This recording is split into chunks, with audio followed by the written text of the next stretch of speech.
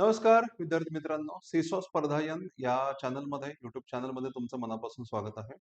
महर्षी कर्वे स्त्री शिक्षण संस्थेची स्पर्धा परीक्षा प्रशिक्षण प्रबोधिनी म्हणजे सीसॉ ही आमची अकॅडमी आहे आणि ही अकॅडमी केवळ महिलांसाठी कार्यरत आहे. स्पर्धा परीक्षांची तयारी करणाऱ्या मुलींकरता, महिलांकरता डेडिकेटेड अशा प्रकारचं हे केंद्र आहे आणि त्या माध्यमातून त्या व्यासपीठावर मी तुमचं डॉक्टर शैलेश कोळेकर तुमचं स्वागत करत आहे. आपल्याला माहितीच आहे की कालच एम-पी-एस-सीची ग्रुप सीची कंबाईन एक्झाम झाली होती आणि या परीक्षेमध्ये जे हिस्ट्री या विषयाचे जे प्रश्न आले होते, हे प्रश्न जर आपण बघितले, त्याचं अनालिसिस केलं, तर तुम्हाला असं लक्षात येईल की माझ्या क्लास नोट्समधून हे प्रश्न जसेच्या तसे एक्झाममध्ये आलेले आहेत.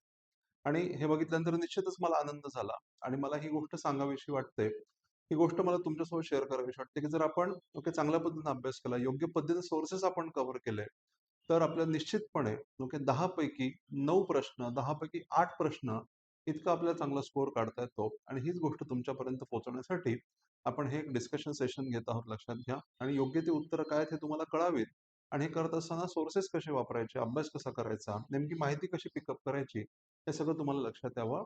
हा या सेशन मागचा हेतू आहे. चला तर आपण आपल्या सेशनला सुरुवात करूयात. तर लक्षात घ्या. याच्यामधला जे पहिला क्वेश्चन होता, 1919च्या कायद्यामध्ये त्रुटींची चौकशी करण्याकरता कोणती कमिटी नियुक्त करण्यात आली होती? अशा प्रकारचा जो प्रश्न एक्झाम मध्ये विचारला होता. तर त्याच्यामध्ये ऑप्शन्स काय दिलेले आहेत? Muddiman committee, Simon committee, Lord Macaulay committee आणि हंटर कमिटी. अशा ऑप्शन्स या ठिकाणी दिलेल्या आहेत. याच्यामध्ये आपल्याला बघा, मुडीमन कमिटी आणि सायमन कमिटी, हे या प्रश्नाचं उत्तर साधारणतः असायला पाहिजे, लक्षात घ्या. मुडीमन कमिटी आणि सायमन कमिटी या दोन्ही कमिट्या ज्या होत्या त्या 1919च्या कायद्या संदर्भामध्ये नेमण्यात आल्या होत्या. आपल्याला हे माहिती आहे की सायमन कमिशन जे होतं त्याच्यातून पुढे 1935चा कायदा जन्माला आला होता आणि सायमन कमिशनच्या संदर्भामध्ये 1919च्या कायद्यातच अशा प्रकारची तरतूद होती की 1919च्या कायद्याची अंमलबजावणी सुरू झाल्यानंतर साधारणतः 10 वर्षांनंतर त्या कायद्याची अंमलबजावणी कशी होतीये हे तपासण्यासाठी सायमन म्हणजे एक शाही आयोग नेमला जाईल. तो शाही आयोग म्हणजेच भविष्यामध्ये आलेला सायमन कमिशन. त्याच्यामुळे सायमन कमिशन हे सुद्धा त्याचं उत्तर आहे आणि मुडीमन कमिटी हे सुद्धा त्याचं उत्तर आहे. म्हणून अ आणि ब याचं उत्तर असायला हवं. पण ऑप्शन्स मध्ये कुठेतरी अ आणि ब ह्याचं उत्तर आहे का हे लक्षात घ्या. या ठिकाणी मग काय म्हणू आपण त्याला की त्याच्यावर फक्त अ किंवा फक्त ब हे या प्रश्नाचं उत्तर असू शकतं. मग आता अ सुद्धा आहे, ब सुद्धा आहे. मग अ किंवा ब कोणतं निवडायचं तर इथं लक्षात घ्या. इथे एक शब्द दिला आहे त्रुटी. त्रुटींची चौकशी करण्याकरता. मग याच्या मागे एक गोष्ट आहे. गोष्ट काय आहे की 1919चा कायदा जेव्हा आला होता, तर त्या कायद्यामध्ये अनेक त्रुटी होत्या आणि त्या त्रुटींमुळे भारतीय लोकांचं समाधान झालेलं नव्हतं. म्हणून 1919च्या कायद्याच्या त्रुटींची चौकशी व्हावी आणि तात्काळ त्या त्रुटी दूर व्हाव्यात यासाठी नंतरच्या टप्प्यामध्ये जो स्वराज्य पक्ष नावाची राजकीय संघटना स्थापन झाली होती. त्या स्वराज्य पक्षाने सातत्याने पाठपुरावा केला होता आणि सातत्याने पाठपुरावा केल्यामुळे शासनावर एक दबाव निर्माण झाला होता आणि मग शासनाने एक मुडीमंत कमिटी नावाची कमिटी स्थापन केली होती. त्या ठिकाणी त्रुटी हा शब्द आहे आणि म्हणून मुडीमंत समिती हा त्याचं योग्य उत्तर आहे. पण 1919च्या कायद्याचं फंक्शनिंग कसं चालतं असं पाहण्यासाठी म्हणून 10 वर्षानंतर सायमन आयोगाची देखील तरतूद करण्यात आली होती. मग इथं सायमन का मुडीमन हे जास्त योग्य आहे तर मुडीमन हे जास्त योग्य आहे, लक्षात घ्या. याच्यामध्ये भारतीय सदस्य होते तेज बहादूर सप्रू, जीना शिवस्वामी अय्यर, आर पी परांजपे अशाचे सदस्य होते. आता मला तुम्हाला सांगायचं काय आहे, जेव्हा आपण असहकार चळवळ झाल्यानंतर जे राजकारण आपण डिस्कस करतो त्याच्यामध्ये एक फार महत्वाचा मुद्दा आहे, म्हणजे स्वराज्य पक्षाचं राजकारण. आणि त्या स्वराज्य पक्षाच्या राजकारणाच्या अनुषंगाने हा प्रश्न जसाच्या तसा आपल्या नोट्स मधून हा एक्झाम मध्ये आलेला आहे असं आपल्याला लक्षात येतं. सहसा स्वराज्य पक्ष हा घटक कोणी अभ्यासत नाही किंवा एवढं आपल्याला डीप मध्ये जायची गरज नाही असंच सांगितलं जातं. पण आपल्या सेशन्स मध्ये आपण स्वराज्य पक्ष या पॉइंटकडे डेलिबरेट लक्ष देतो आणि बघा त्याचा फायदा जसा तसा एक्झाम मध्ये प्रश्न आलेला आहे. तर लक्षात घ्या. स्वराज्य पक्षाची बाकीची कारकीर्द वगैरे हे मुद्दे या ठिकाणी मी नोट्स मध्ये कव्हर केलेले होते. आता पुढचा प्रश्न आहे, लॉर्ड हार्डिंग्स यांच्या काळामध्ये कोणते पहिले युद्ध झाले होते? बघा, गव्हर्नर जनरल हा टॉपिक आपण जो क्लासमध्ये कव्हर करतो त्याच्यामध्ये लॉर्ड हार्डिंगचं पहिलंच वाक्य आहे, पहिले शीख युद्ध 1885 ते लक्षात घ्या की 46 या काळामध्ये झाले होते. आता लॉर्ड हार्डिंगचा कालावधी कधीपासून कधीपर्यंत? तर 1844 ते 1848 या काळामध्ये लॉर्ड हार्डिंगचा कालावधी आहे. आणि लॉर्ड हार्डिंग्स ज्या काळामध्ये गव्हर्नर जनरल म्हणून काम करत होते त्या काळात त्यांच्या कारकिर्दीमधली पहिली महत्वाची गोष्ट म्हणजे इंग्रज शीख युद्ध. इंग्रज मराठा युद्ध कधी घडलं होतं तर 1775 मध्ये घडलं होतं. त्यानंतर 1803 मध्ये घडलं होतं आणि त्यानंतर 1818 मध्ये घडलं. त्याच्यामुळे हा ऑप्शन जागच्या जागी मायनस होतो, लक्षात घ्या. इंग्रज अफगाण युद्ध कधीच तर 1839च्या दरम्यानचं, नंतर 1878 या काळामधलं इंग्रज अफगाण युद्ध आहे, त्याच्यामुळे तो ऑप्शन सुद्धा कटतो. इंग्रज मुघल युद्ध ही कधीची आहेत, तर ही खूप आधीची आहेत आणि असं डायरेक्ट कॉन्फ्रंटेशन आपल्याला कधी दिसत नाही. पण जो शाह आलम नावाचा मुघल बादशाह होता त्याने बक्सारच्या युद्धात ब्रिटिशांना आव्हान दिलं होतं. अशी एक स्टोरी आपल्याकडे 1764 ची आहे. मग राहता राहिला ऑप्शन. ओके, लक्षात घ्या की इंग्रज शीख युद्ध आणि ते जसं तसं या ठिकाणी तुम्हाला दिसेल. पहिले शीख युद्ध हे लॉर्ड हार्डिंगच्या काळात झालं होतं आणि डलहौसीच्या काळात दुसरं इंग्रज शीख युद्ध झालं होतं. हा मुद्दा लक्षात घ्या. हा प्रश्न सुद्धा जसं तसा एक्झाम आपल्या नोट्स आलेला आहे. कायमधारा महसूल पद्धतीमध्ये कोणत्या वर्गाला अधिक फायदा झाला? आता कायमधारा ही महसूल पद्धत होती म्हणजे जमीन महसुलाची शेतीशी निगडीत पद्धत होती. आता जी पद्धत शेतीशी निगडीत असेल त्या ठिकाणी कारखानदार आणि कारागिरांचा काय संबंध आहे? जागच्या जागी तुम्हाला दोन ऑप्शन एलिमिनेट झाले पाहिजेत. एलिमिनेशन सुद्धा स्किल आहे, लक्षात घ्या. मग आता राहत राहिले शेतकरी आणि जमीनदार. मग या ठिकाणी जर तुम्ही या नोट्स मधले पॉईंट्स बघितले, जमीनदारी पद्धतीची वैशिष्ट्य हा जो घटक आहे त्याच्यामध्ये मी हा पॉईंट कव्हर केला होता. जमीनदारी व्यवस्थेमध्ये जमीनदार हे जमिनीचे परिपूर्ण आणि कायमस्वरूपी मालक मानले गेले. ते आपल्या जमिनीवरचे हक्क हस्तांतरित करू शकतात, तारण ठेवू शकतात अशी तरतूद होती. आणि कास्तकाराने जर रेंट दिला ना, कास्तकार म्हणजे शेतकरी, जर त्याने रेंट दिला नाही तर त्याची बेदखल करण्याचा हक्क जमीनदारांकडे दिला गेला होता. याचाच अर्थ ओके, याच्यातला ओके शेतकरी आणि जमीनदार यांच्यातला सर्वात मोठा बेनिफिशियरी जर कोणी असेल तर तो होता जमीनदार. म्हणून पर्याय क्रमांक बी हे त्याचं उत्तर आहे. ओके, हे लक्षात घ्या. पुढचा क्वेश्चन आहे. ओके, खालीलपैकी कोणत्या वृत्तपत्र आणि साहित्याशी लाला लजपतराय यांचा संबंध नाही असा प्रश्न विचारला होता. तर बघा हा प्रश्न सुद्धा आपण कसा कव्हर केलेला आहे. स्वदेशी चळवळ. ओके, हा जो पॉईंट आपण जर बघितला तिथं तुमच्या लक्षात येईल की या ठिकाणी स्वदेशी चळवळीच्या दरम्यान कोणती महत्वाची वृत्तपत्र होती. ओके, तर या संदर्भात मी इथं तुम्हाला दिलेलं आहे. त्या ठिकाणी स्वदेशी चळवळीमध्ये पंजाबी नावाचं वृत्तपत्र जे आहे ते लाला लजपत राय आणि लाला जसवंत राय आणि हंसराज यांनी चालवलं होतं. असा स्वदेशी चळवळीमधला एक रेफरन्स आपल्याला सापडतो. काँग्रेसच्या स्थापनेच्या संदर्भामध्ये ओके, सुरक्षा झडपेचा जो सिद्धांत आहे त्याला समर्थन करत असताना लाला लजपत राय यांनी यंग इंडिया नावाच्या साहित्याची रचना केली होती. हा सुद्धा मुद्दा आहे. हा सुद्धा जसाच्या तसा एक्झाम मध्ये आलेला आहे. इथं सुद्धा जसं तसं एक्झाम मध्ये विचारलेलं आहे, हे समजून घ्या. ओके, त्यानंतर पुढे बघा. त्यांनी अजून एक वाक्य टाकलंय याच्यामध्ये. ओके, काय टाकलं होतं? पंजाबी हे वृत्तपत्र प्रकाशित केलं, डन आहे. यंग इंडिया हे ग्रंथाचं लेखन केलं, डन आहे. पॉलिटिकल फ्युचर ऑफ इंडिया ग्रंथाचं लेखन देखील त्यांनी केलं होतं. हा पॉईंट आपल्या काही नोट्समध्ये नाहीये, पण ओके, हे सुद्धा. आता त्यांनी काय विचारलं की कोणत्या वृत्तपत्र साहित्याशी त्यांचा संबंध नाही. आता दोन तर आहेत. ओके, तिसरं सुद्धा म्हणजे ड पर्याय सुद्धा त्या ठिकाणी योग्य आहे. आता पुढे बघा. वंदे मातरम या वृत्तपत्रातून त्यांनी पॅसिव्ह रेझिस्टन्स थेअरीचा सिद्धांत मांडला होता. आता वंदे मातरम हे कोणाचं वृत्तपत्र होतं? तर वंदे मातरम हे अरविंद घोषांचं वृत्तपत्र होतं. लक्षात येतंय का? आणि या वृत्तपत्रामध्ये त्यांनी अप्रतिहत बहिष्कार म्हणजे पॅसिव्ह रेझिस्टन्सची संकल्पना अरविंद घोषांनी मांडली होती. तर हा मुद्दा इथं आपण क्लासमध्ये एक्सप्लेन करतो. आणि बघा एक्झाम मध्ये जसं तसं आलंय की नाही. वंदे मातरम या वृत्तपत्रातून त्यांनी पॅसिव्ह रेझिस्टन्स थेअरीचा सिद्धांत मांडला. तर या गोष्टीशी लाला लजपत रायचा संबंध नाही. म्हणून पर्याय क्रमांक क हे त्याचं उत्तर आहे.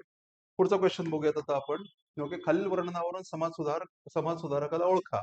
त्यांनी ज्ञानप्रकाश हे मराठी वृत्तपत्र काढले. सरकारने त्यांना त्यांचा जस्टिस ऑफ पीस आणि राव बहादूर या पदव्या देऊन गौरव केला होता. बघा या ठिकाणी. ओके, लोकहितवादी यांच्याशी निगडीत जो काही कंटेंट आहे त्याच्यामध्ये बघा, या माझ्या नोट्स आहेत. लोकहितवादी या टॉपिकच्या नोट्स आहेत आणि याच्यामध्ये जर तुम्ही बघितलं तर त्यांनी इंदुप्रकाश आणि ज्ञानप्रकाश या वृत्तपत्रांच्या स्थापनेत पुढाकार घेतला होता. जसं तसं वाक्य एक्झाम मध्ये लक्षात घ्या. ओके, त्याचप्रमाणे त्यांना राव बहादूर ही पदवी राणीच्या दरबारामध्ये त्यांना देण्यात आली होती आणि त्यांना जस्टिस ऑफ पीस हा किताब देण्यात आला होता. बघा, जस्टिस ऑफ पीस हा किताब राव बहादूर आणि ज्ञानप्रकाश जसंच्या तसं एक्झाम मध्ये विचारलेला आहे. म्हणून गोपाळ हरी देशमुख म्हणजेच लोकहितवादी या प्रश्नाचं उत्तर आहे. पुढचा मुद्दा बघा. पुढचा क्वेश्चन बघा या ठिकाणी. ओके, खालील विधाने वाचून कोणत्या स्त्री सुधारकाच्या कार्याची ओळख होते?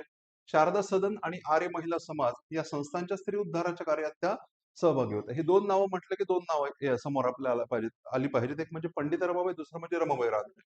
तर पुढचं बघा. 1913 मध्ये समाजसेवेच्या कार्यासाठी त्यांना सरकारने कैसर हिंद या पदवीनं सन्मानित केलं. या दोघींना सुद्धा कैसर हिंद हा किताब मिळाला होता. फक्त त्यांची वर्ष वेगळी होती. म्हणून 1913 हे वर्ष महत्वाचं. 1894 मध्ये त्यांनी हिंदू लेडीज सोशल क्लब ची स्थापना केली होती. इथं मात्र गेम चेंज होतो. लक्षात घ्या, कारण हिंदू लेडीज सोशल क्लब म्हटलं की त्या रमाबाई रानडेच आहेत, हे लक्षात घ्या. बघा, रमाबाई रानडे. ओके, या ठिकाणी जर तुम्ही बघितलं तर ओके, शारदाश्रम किंवा शारदासन आपण ज्याला म्हणतो त्याच्याशी त्या निगडीत होत्या. हिंदू लेडीज सोशल क्लबची त्यांनी स्थापना केली. जसं तसं एक्झाम मध्ये प्रश्न आलेला आहे. ओके, त्याचप्रमाणे त्यांनी सेवा सदनची स्थापना केली होती. पुण्यामध्ये सेवा सदनची स्थापना केली आणि इथे जर तुम्ही बघितलं तर स्पष्टपणे दिलेलं 1913 मध्ये शासनाने त्यांना कैसर हिंद हा किताब देऊ केला होता. असं वाक्य तुम्हाला या ठिकाणी दिसेल. आर्य महिला समाज ओके या संघटनेच्या मुंबई शाखेच्या अध्यक्षपद त्यांनी भूषवले होते, असा रेफरन्स तुम्हाला या ठिकाणी सापडेल. बघा या आपल्या क्लासमधल्या नोट्स आहेत. याच नोट्स आधारे आपण क्लासमध्ये डिस्कशन करत असतो आणि हे पॉईंट जसेच्या तसे तुम्हाला एक्झाम मध्ये रिफ्लेक्ट होताना दिसतात. मी असं नाही म्हणत की माझ्या नोट्समधून प्रश्न आले, पण मी हे निश्चितपणे म्हणतो की एमपीएससी ज्या ठिकाणाहून ज्या सोर्स म्हणून पुस्तकं क्वेश्चन काढत असते ते सोर्सेस मी आपले पॉईंट तयार करत असताना वापरत असतो. आणि म्हणून जर तुम्ही या नोट्सला फॉलो केलं, या सेशन्सला फॉलो केलं, तर निश्चितपणे तुमचा फायदा होतो. ओके, याची गॅरंटी आहे, लक्षात घ्या. पुढचा मुद्दा समजून घ्या. पुढचा प्रश्न सन 1915 मध्ये महात्मा गांधीजी भारतामध्ये आल्यानंतर पुढीलपैकी कोणते प्रश्न त्यांनी यशस्वीपणे हाताळले? बिहारमधील चंपारणातील निळीचा प्रश्न, खेड्यातील शेतकऱ्यांचा शेतसारा प्रश्न, अहमदाबादमधील मिल मजूर संघ आणि मालक यांच्यातील संघर्ष. ओके, इथं तुम्हाला फारसं डोकं लावायची सुद्धा गरज नाही. का गरज नाहीये? इथं त्यांनी विचारलं 1915. ओके, आणि मुस्लिमांसाठी स्वतंत्र मतदारसंघाची निर्मिती कधी झाली? ते 1909. हे या दोन गोष्टी ज्याला मॉडर्न इंडियाचा अभ्यास केला त्याला माहितीच असलं पाहिजे. काय तर मग बसूच नका परीक्षेला जर तुम्हाला माहिती नसेल तर. 1909 मध्ये स्वतंत्र मतदारसंघ मुस्लिमांकरता, 1915 गांधीजींचं वर्ष. ओके, ऑप्शन डी जागच्या जागी एलिमिनेट होतो. आता मुद्दा काय आहे? कोणते 3 पर्याय निवडायचे? तर अ, ब, क हे त्याचं उत्तर आहे. चला ठीक आहे, मी तुम्हाला एलिमिनेट करून सांगितलं. प्रत्यक्ष आहे का? इथं तुम्ही नोट्स बघितलं इथं सुद्धा आहे. गांधीजींचे आरंभिक सत्याग्रह मी सतत सांगतो एक्झाम मध्ये. ओके, गांधीजींनी भारतामध्ये आल्यानंतर काय केलं होतं? गांधीजींनी भारतामध्ये आल्यानंतर केक खाल्ला, असा फॉर्म्युला मी सांगतो. CAK, चंपारण, अहमदाबाद, खेडा. ओके, चंपारणचा सत्याग्रह, त्यानंतर खेडाचा सत्याग्रह, आणि पुढे जर तुम्ही बघितलं तर अहमदाबादचा सत्याग्रह. असे 3 महत्वाचे सत्याग्रह गांधीजींनी या टप्प्यामध्ये केले होते. CAK हा फॉर्म्युला लक्षात ठेवायचा. बरोबर एक्झाम मध्ये प्रश्न आलेला आहे. एमपीएससीचा फार आवडता पॉईंट आहे. सतत विचारत असते कुठल्या ना कुठल्या एक्झाम मध्ये गांधीजींच्या आरंभिक सत्याग्रहांच्या बाबतीमध्ये. पुढचं बघा. 3 सप्टेंबर 1942 रोजी तासगाव मामलेदार कचेरीवरील मोर्चाचे खालीलपैकी कोणत्या कार्यकर्त्यांनी नेतृत्व केले होते? हा काय आपण कव्हर केला नव्हता बाबा. ठीक आहे ना, हे खूप डीप मध्ये होतं. पण मी तुम्हाला सोर्स सांगतो. जर एमपीएससीने काय वेगळं उत्तर दिलं तर तुमच्याकडे सोर्स तयार आहे, हे लक्षात घ्या. ओके, तर के चौधरी यांचं महाराष्ट्र शासनाने पब्लिश केलेलं, महाराष्ट्र शासनाच्या वतीनं पब्लिश झालेलं पुस्तक आहे आणि त्या पुस्तकातून हा प्रश्न घेतलेला, लक्षात घ्या. त्या ठिकाणी बघा. ओके, बघा, सातारा जिल्ह्यामधली पहिली मोठी घटना म्हणजे तासगावचा मोर्चा ही होय, असं त्या ठिकाणी दिलेलं आहे. तासगावचा मोर्चा ही पहिली महत्वाची घटना, असं त्या पुस्तकात दिलेलं. आणि मग त्यांनी काय सांगितलं की नाना पाटील यांनीच नियोजन केलेल्या 5-6 हजार शेतकऱ्यांच्या मोर्चाचे नेतृत्व ते स्वतःकडे न घेता कृष्णारामा कराडे आहे की नाही बघा, त्यानंतर वि स पागे हे सुद्धा आहे, गोविंद खोत आणि डॉक्टर सोहोनी यांच्याकडे सोपवले. ओके, जसं इव्हन सिक्वेन्स सुद्धा त्यांनी तीच ठेवलेली आहे, तुम्ही जर बघितलं तर. ओके, बघा.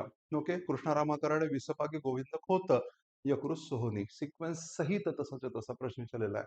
म्हणून मी नेहमी सांगत असतो, लक्षात घ्या, माझं म्हणणं काय असतं, अभ्यास करत असताना ब्लाइंडली अभ्यास कधीच करायचा नाही. डोळसपणे अभ्यास करा. काय वाचायचं हे जर कळालं ना, की एक्झाम हॉलमध्ये कधीच त्रास होत नाही, लक्षात घ्या. ओके, जसे तसे प्रश्न. आता तुम्हाला हे सुद्धा की असे प्रश्न हँडल करता वाटते, अरे बापरे कुठून आला असेल, एवढं कसं करायचं, काही जास्त टेन्शन घ्यायचं नाही. योग्य ते सोर्सेस जर वापरले तर सहजपणे एक्झाम मध्ये सिच्युएशन मॅनेज होते. 10 पैकी 9 जर तुमच्या एका विषयामध्ये बरोबर येत असेल आणि हाच परफॉर्मन्स तुमचा इतर विषयांना सुद्धा लागू होत असेल, तर तुम्ही विचार करा की तुमचा स्कोअर काय जाईल आणि तुम्हाला रिझल्टचं कधीही टेन्शन राहणार नाही आहे. ओके, पुढचा क्वेश्चन बघा. आता पुढचा क्वेश्चन, महाराष्ट्रातील 1857 उठाव संदर्भातील खालीलपैकी कोणती विधाने बरोबर आहेत? सातारचे छत्रपती प्रतापसिंह भोसले यांचे गेलेले राज्य परत मिळवण्यासाठी रंगराव पागे यांनी अविरतपणे प्रयत्न केले होते. बघा, रंगराव पागे यांनी त्यासाठी प्रयत्न केलेच नव्हते. आपल्याला माहिती, ते रंगो बापूजी गुप्त यांचे प्रयत्न होते. झालात की नाही कन्फ्युजन? रंगो, म्हणून एक लक्षात घ्या, एमपीएससीला सुद्धा माहिती आहे की जर नॉर्मल सर्कमस्टन्स मध्ये चहा पिताना हा जर कट्ट्यावर आपण एकमेकाशी जर चर्चा केली तर तुम्ही म्हणणार, हॅ, रंगराव पागे कुठे होते? रंगो बापूजी गुप्ते होते. अरे बाबा, पण त्या त्या एका तासाचा मुद्दा आहे जो एक्झाम हॉलमध्ये आपण एक अंडर स्ट्रेस काम करतो की नाही, त्या ठिकाणी तुम्हाला रंगराव पागे आणि रंगो बापूजी गुप्ता यांच्यामध्ये फरक करता येतो की नाही, हे त्यांना बघायचं आहे. आणि म्हणून त्यासाठी ओके व्यवस्थितपणे अभ्यास होणं आवश्यक आहे. बघा, नोट्समध्ये जसा तसा मुद्दा, रंगराव पागेंचा उठाव नानासाहेब पेशवे यांच्याकडून ओके जाहीरनामा प्राप्त झाला होता, असा दावा त्यांनी केला होता आणि त्यांनी वेगवेगळ्या भागामध्ये लोकांना हाताशी धरून त्यांनी हा उठाव केला होता. कोल्हापूर सावंतवाडीच्या उठावामध्ये रामजी शिरसाटच्या उठावाचा जर विचार केला तर 31 जुलै 1857 हा मुद्दा तारखेसहित त्यांनी विचारलाय, जर तुम्ही बघितलं तर. 31 जुलै 1870 रोजी 21व्या आणि 28व्या तुकडीतील शिपायांनी बंड केले, जसं तसं वाक्य एक्झाम मध्ये आहे. नरगुंदच्या भावे या संस्थानिकांचं दत्तक पुत्र अमान्य झाले नाही, मे 1858 त्यांनी बंड केले. बघा, हा मुद्दा कव्हर केला का, नरगुंदचा उठाव. ओके, तिथं आपण बघितलं की नरगुंदचे संस्थानिक बाबासाहेब भावे यांनी ओके काय म्हणून आपण त्याला की तिथल्या अधिकाऱ्याचा शिरच्छेद करून उठावाला सुरुवात केली होती, मे 1858. तर त्यांनी मे 1858 वापरलेला आहे. आणि खानदेशमधल्या भिल्लांचा उठाव जर बघितलं तर 11 एप्रिल 1858 मध्ये आंबापाणीची लढाई झाली होती आणि त्याच्यामध्ये त्यांचा पराभव झाला होता. बघा हे सुद्धा वाक्य त्या ठिकाणी आहे. म्हणून ब क ड ओके ही वाक्य बरोबर आहेत. आहे का पर्याय क्रमांक 4? तर ब क ड पर्याय क्रमांक 4 हे त्याचं उत्तर आहे. चला आता पुढचा प्रश्न बघूयात. ओके. येस. तर हा ओके शेवटचा मुद्दा लक्षात घ्या. ओके, जोड्या लावा. राष्ट्रीय काँग्रेसच्या अधिवेशना ठिकाणी सगळ्यात सोपा प्रश्न होता, बऱ्याचदा विचारला सुद्धा गेलेला आहे. काँग्रेसचं दुसरं अधिवेशन कलकत्ता 1886, तिसरं अधिवेशन 87 मद्रास, 88 अलाहाबाद, ओके आणि 89 ओके मुंबई. तर दुसऱ्या अधिवेशनाचे अध्यक्ष कोण होते आपल्याला माहिती दादाभाई नौरोजी होते. ओके, दुसऱ्या अधिवेशनाचे अध्यक्ष म्हणजे या ठिकाणी काय असायला पाहिजे? ओके, एचं उत्तर हे 2 असायला पाहिजे. काँग्रेसचं तिसरं अधिवेशन जे आहे सॉरी माय मिस्टेक. ओके. एकचं जे काँग्रेस दुसरं अधिवेशन उत्तर आहे 3 क्रमांकाचा पर्याय. तर पर्याय अ चं 3 आहे. त्याच्यानंतर ब काँग्रेसचे तिसरं अधिवेशन बदरुद्दीन तय्यबजी.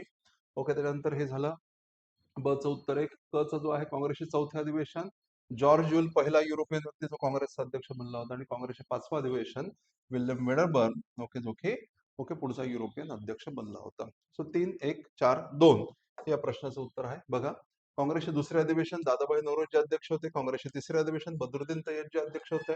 काँग्रेसचे चौथे अधिवेशन जॉर्ज ज्युल अध्यक्ष होते. काँग्रेसचे 5वे अधिवेशन विल्यम वेडरबर्न अध्यक्ष होते. जसंच्या तसं एक्झाम मध्ये आलेलं आहे. प्रत्येक अधिवेशनामध्ये काय काय महत्वाचे मुद्दे झाले याची सविस्तर चर्चा मी आपल्या सेशन्समध्ये करतो, आपल्या नोट्समध्ये आहेत. तर अशा पद्धती जर आपण बघितलं तर एक गोष्ट तुमच्या लक्षात येईल की ओके लक्षात घ्या की योग्य पद्धतीने अभ्यास जर केला, योग्य पद्धतीने अभ्यास केला तर एक्झाममध्ये निश्चितच यश मिळतं. 10 पैकी 9 पर्यंत तुमचा स्कोर येऊ शकतो लक्षात घ्या. म्हणजे ज्या गोष्टीचं तुम्ही स्वप्न पाहताय ओके तर हिस्ट्री या विषयाच्या माध्यमातून तुमची ती इच्छा, तुमचं ते स्वप्न निश्चितपणे पूर्ण होऊ शकतं. पण त्यासाठी योग्य तो कंटेंट, योग्य त्या पद्धतीनं, योग्य त्या मार्गदर्शनाखाली कव्हर करणं आवश्यक आहे.